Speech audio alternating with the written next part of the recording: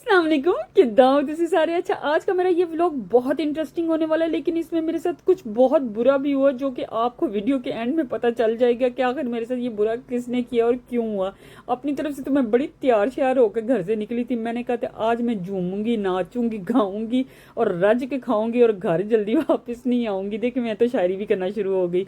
लेकिन जनाब, इसके साथ साथ मेरे जहन में एक बात और आ रही थी। मैनू ਤੁਹਾਡਾ तो नहीं पता, लेकिन मेरे साथ हमेशा ऐसा होता है, जब भी कभी मेरी किसी के साथ तू मैं होती है ना, या तकरार होती है, मेरी जुबान हो जाती है बंद और उसमें मुझे लड़ाई में वो वाले ताने तशने कभी याद नहीं रहते जिससे अगले की रूह सड़ जाए और दिल पे छुरियां चल जाए। और ये सब कुछ मुझे पता कब याद आता है, जब मेरी उस बंदे के साथ सुलह हो चुकी होती है। और जब सुलह हो जाए तो आपको पता है कि फिर तो दिल में मुनाफकत रखनी नहीं पड़ती और आपको सुलह को ही कायम रखना पड़ता है, बीइंग अ मुस्लिम। अच्छा, वैसे भी बहुत सारे लोग ऐसे होते हैं जो आपके लिए टॉक्सिक इन्वायरमेंट क्रिएट करके खुद सुकून की नींद सो जाते हैं और आप परेशानियों में मतलब रुझ जाते हैं। जैसे समटाइम मैंने कुछ औरतों को देखा, बेचारी किचन में खड़ी अगर खाना भी बना रही हैं तो अपने आप से बातें कर रही हैं। कभी उनको मेका याद आ रहा है, कभी उनको ससुराल की लड़ाइयाँ याद आ रही हैं और कभी उनको अपने बंदे की चालाकी याद आ रही है जब वो 365 डिग्री पे घूम गया था। मतलब हस्बैंड जो होते हैं ना, वो बड़े स्मार्ट होते हैं। उनको पता होता है कहाँ पे उन्होंने अपना जाविया बदलना है। जिनके हस्बैंड हैं वो बड़े अच्छे तरीके से ये चीज़ें जानती होंगी। खैर, जिस तरीके से वो आपको घुमाते हैं ना, उसी तरीके से मैं आपको ये शहर आज घुमा रही हूँ। ये बहुत खूबसूरत सिटी है, ये समंदर के करीब है और यहाँ पर इतनी ठंड होती है। सम टाइम तो गर्मियों में भी फोग पड़ी होती है, हमें चकमा दे जाता है। हमने सम टाइम घर में लॉन के कपड़े पहने होते हैं और बाहर स्नो होती है, और जो लोग हमें देख रहे होते हैं वो ही कंफ्यूज हो जाते हैं। वो कहते हैं यार तुम लोग सर्दी में रहती हो कि गर्मी में रहते हो। मसला ये नहीं है, मसला ये है कि हमारे घरों में हीटिंग सिस्टम होता है और बाहर होती है स्नो। और हीटिंग सिस्टम की वजह से हमारे घर जो होते हैं ना, वो होते हैं बहुत ज़्यादा गर्म। अच्छा, यहाँ पर ना मैंने आकर गाड़ी पार्क की और उसके बाद मुझे जाना था थोड़ी सी शॉपिंग करने के लिए। आपको एक बड़ी मज़े की बात बताऊँ, ये छोटा सा शॉपिंग सेंटर है लेकिन इसके अंदर भी हीटिंग सिस्टम है। मतलब आपने अगर जैकेट भी पहनी है ना तो आपको गर्मी लगना शुरू हो जाएगी। मतलब इस तरीके का इंतज़ाम यहाँ की गवर्नमेंट ने किया हुआ है माशाल्लाह से। ये लोग टैक्सेस लेते हैं लेकिन उन टैक्सेस को हमारे ऊपर भी लगाते हैं। कभी मैं इस बात पर वीडियो बनाऊँगी कि इनका हेल्थ सिस्टम कैसा है, ये अपने टैक्सेस को किस तरीके से यूटिलाइज़ करते हैं अपनी आवाम पे, आपको पता चलेगा कि इसको कहते हैं गवर्नमेंट। वैसे बैड लक हमारी है कि पाकिस्तान की गवर्नमेंट जो है अनफॉर्चुनेटली अच्छी नहीं है और हम लोगों को वो इज़्ज़त गैर मुल्क में भी नहीं दी जा सकती जो कि हमें मतलब बीइंग पाकिस्तानी मिलनी चाहिए। और इसका सल्यूट जो है ना, वो मैं अपनी सोहनी जी हुकूमत को देती हूँ, सोहनी सवानी हुकूमत को। अल्लाह उन्हें हिदायत दे और उन लोगों को इस चीज़ पे शर्म आनी चाहिए कि हम लोग भी अपने कंट्री की बेहतरी के लिए ऐसे इंतजाम करें। अच्छा खैर, ये सारी सियासत पे बातें तो होती रहेंगी। मैं यहाँ पर आ गई हूँ एक खूबसूरत सी दुकान पे जिसका नाम था नीले, क्योंकि मुझे यहाँ से लेनी थी बर्थडे के लिए कुछ चीज़ें। मुझे किसी को बर्थडे गिफ्ट करना था तो उसके लिए मुझे इंतजाम के लिए चीज़ें लेनी थी। अच्छा, यहाँ पर ये लंबी लंबी टोपियों वाले बाबे भी थे और जनाब ये हैं वो कैंडल्स जो कि नॉर्वे की टिपिकल कैंडल्स कहलाती हैं। ये इनके बाथ में, घर में, टॉयलेट में, हर जगह आपको नज़र आएंगी और इतनी कोई मज़े की इनकी खुशबू हो रही होती है। अच्छा, जो लोग मेरी बातें सुन सुन के गए हैं ना थक, वो इस बेड पे लेट के आराम कर सकते हैं। ऐसा कुछ नहीं है, ये उन लोगों ने सिर्फ डेकोरेशन के लिए नहीं रखा हुआ, बेचने के लिए रखा हुआ है। अच्छा, यहाँ पर ना बहुत सारी मल्टीपल मतलब चीज़ें हैं इस दुकान पे, डिफरेंट कलर की। कोई एक चीज़ के बारे में नहीं आप कह सकते कि अच्छा ये दुकान उसके लिए। जैसे अभी ये क्रिसमस आ रहा है तो क्रिसमस की डेकोरेशन के लिए इन्होंने चीज़ें रखी हुई हैं, तो आप यहाँ से जितना भी डेकोर है क्रिसमस का वो ले सकते हैं, अपनी मर्जी से अपना घर मतलब चमका सकते हैं। ये जो लोग क्रिश्चियन हैं उनकी कोई रिलीजियस मतलब चीज़ें इन्होंने यहाँ पर रखी हुई हैं। साथ ही उन्होंने देखें हर तरफ क्रिसमस ट्री और ये वो इस तरीके से सजाया होता है। और ये बाबे गोल गोल लंबी टोपियों वाले ऊपर घूम रहे थे। मैं क्या, घूम लो भाई, हमें तो दुनिया ने घुमाया हुआ है। खैर, यहाँ पर मैं इसी तरीके से ना अपना कैमरा घुमा रही हूँ और मैं रिकॉर्ड करने की कोशिश कर रही थी लेकिन वो सही तरह से रिकॉर्ड नहीं हो पा रहा था। ये बहुत ही खूबसूरत जो है ना, इन्होंने लिफ्ट यहाँ पे शो की हुई है, लिफ्ट लगाई हुई है, बड़ा इन्होंने खूबसूरत सा टेक्सचर दिया। एक छोटा सा ये ना मतलब सेंटर बना हुआ। उसके बाद मैं निकली बाहर और आई अपनी गाड़ी में। मैंने कहा कि अब हम जाते हैं खाने पीने के लिए, क्योंकि सेंटर से शॉपिंग तो हो गई थी मेरी ख़त्म। उसके बाद गाड़ी को पार्क करने के बाद हम लोग ना सिटी में से चलना स्टार्ट हो गए। इतने खूबसूरत डेकोरेशन भाई इन्होंने की हुई है, ऐसे लगता है कि जैसे आप किसी और ही दुनिया में घूम फिर रहे हो। यहाँ से चल के मुझे जाना था एक रेस्टोरेंट में, जो कि मतलब जहाँ पे हलाल फूड्स वगैरह मिलता है, इंडियन पाकिस्तानी फूड मिलता है। अच्छा, इस रेस्टोरेंट का नाम जो है वो मैं अभी आपको थोड़ी देर में शो करूँगी। ये एक बहुत ही खूबसूरत प्लेस पे, इस प्लेस को कहते हैं खायन। मतलब ये पानी के साथ साथ बनी हुई है, और यहाँ पर ना मतलब सारे रेस्टोरेंट्स हैं, खाने पीने की चीज़ें हैं, बहुत से टूरिस्ट आते हैं।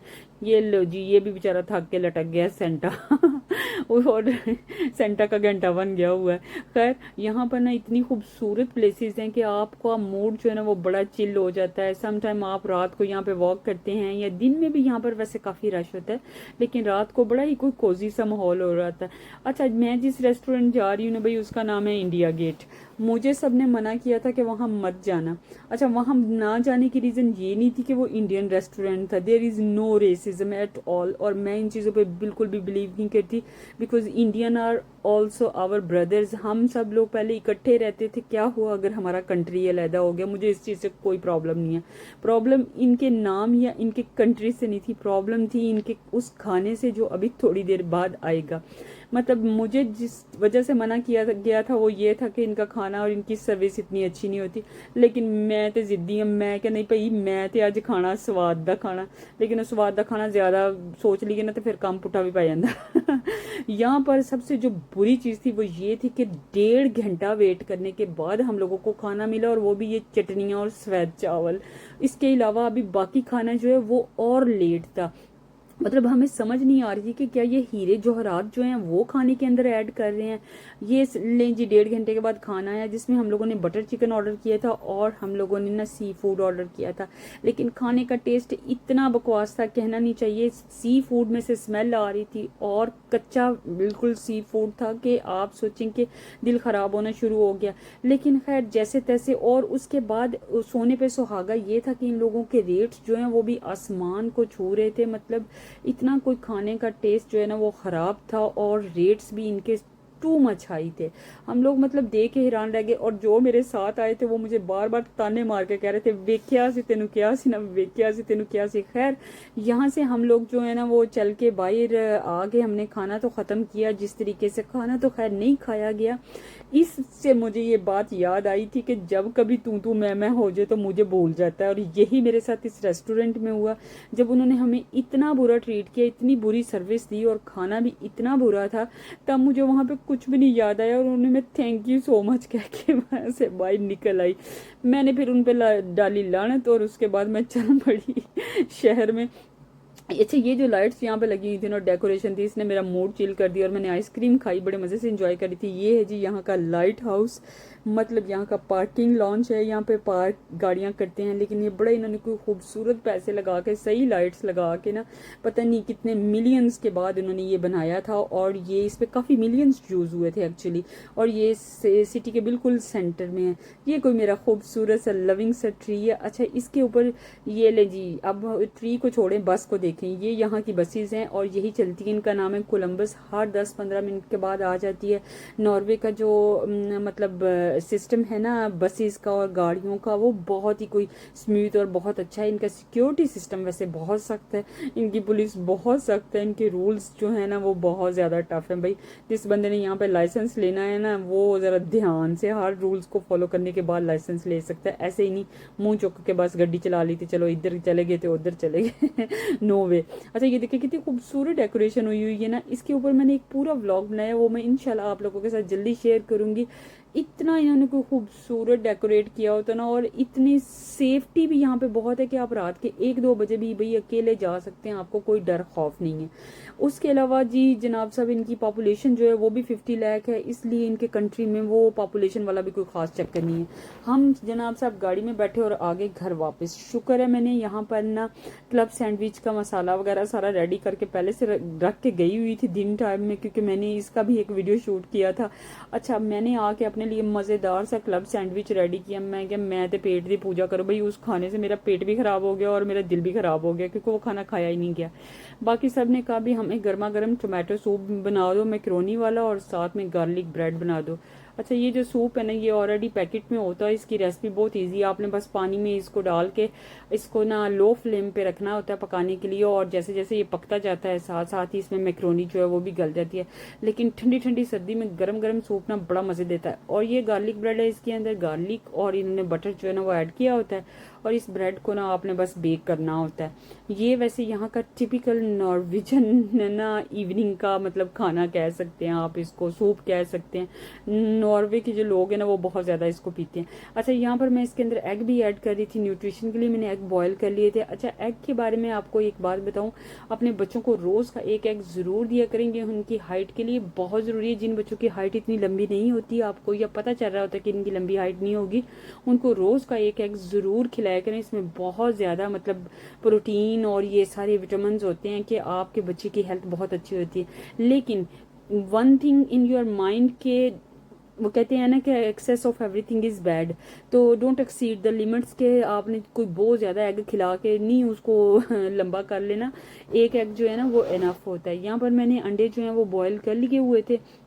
अब इनको मैं सूप के अंदर ऐड करूंगी और उसके बाद मज़ेदार सा मेरा सूप जो है ना वो रेडी होने वाला था। यहाँ पे मैक्रोनी जो है ना वो गल चुकी हुई थी। अच्छा, मैक्रोनी जब गल जाए ना तो आपने इसके अंदर थोड़ा सा क्रीम भी ऐड करना होता है ताकि इसका क्रीमी सा फ्लेवर बन जाए। और मुझे तो भाई क्रीमी फ्लेवर के बगैर मज़ा भी नहीं इसका आता। वैसे मुझे खट्टा खट्टा सा लगता है। मैं नॉर्वेजियन खानों को भी ना पाकिस्तानी टच दे देती हूँ, और मेरे ख्याल से वो खाए भी वैसे जाते हैं। इनके खाने बहुत फीके होते हैं भाई, इनके कोई मज़े के खाने नहीं होते हैं। इनके खानों को मज़ेदार बनाने के लिए मैंने इसके अंदर ब्लैक पेपर और सॉल्ट ऐड कर दिया ताकि हमें कोई पाकिस्तानी टेस्ट आए। अदरवाइज फिक्का खाना नहीं पकिया जाता क्योंकि मेरा खाने का एक्सपीरियंस पहले से बहुत बुरा था, और जो मेरे साथ आज बहुत बुरा हुआ था। पैसे भी इतने लग गए थे लेकिन खाना भी अच्छा नहीं था। मैं अपनी तरफ से आउटिंग करने गई थी लेकिन वो शाउटिंग हो गया मेरे ऊपर अब मैं गर्मा गर्म सूप और गार्लिक ब्रेड इंजॉय करूंगी। आप सबको मेरी तरफ से अल्लाह हाफिज। मुझे दुआओं में याद रखें, खुश रहें और दूसरों में बस खुशियां बांटते रहें।